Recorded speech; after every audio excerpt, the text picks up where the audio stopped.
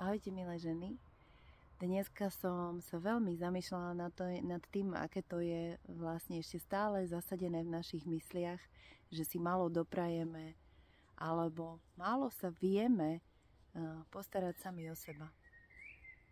Máme tak ako keby už aj historicky alebo možno aj geneticky kto tak dané, že najprv sa musím postarať o všetko, najprv musí byť všetko, nesmiem zabudnúť, musím v hlave držať celý ten manažment toho, čo mám všetko spraviť, kde mám ísť, komu mám čo povedať, jak mám čo zmanéžovať.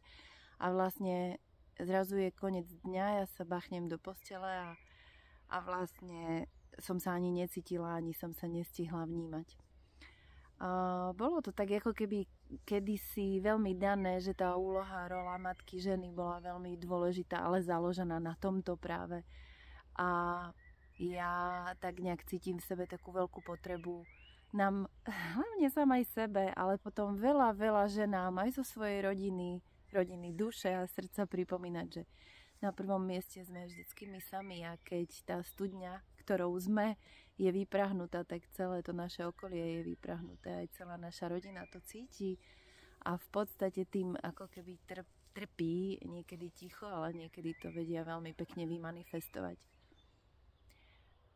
A práve preto, milé ženy, pre vás robím tie tanečné kurzy, aby sme vlastne dokázali si nabehnúť na taký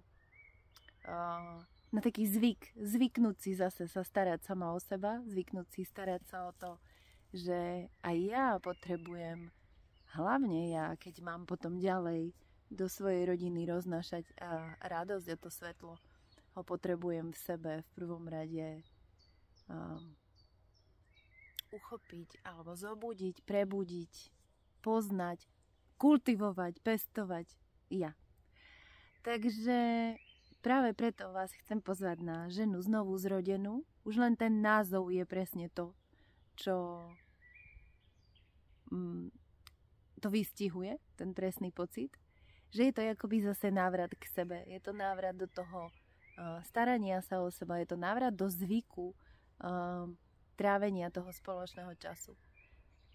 Ženy, keď sú spolu a tancujú spolu, tak je to dokázané praxou, ktorú žijem už niekoľko rokov, že žena proste nadobúda obrovskú energiu, ktorá je jej vlastná, a len ju prebúdza. A to je ako zdieľaná radosť. Proste zdieľaná radosť je väčšia radosť.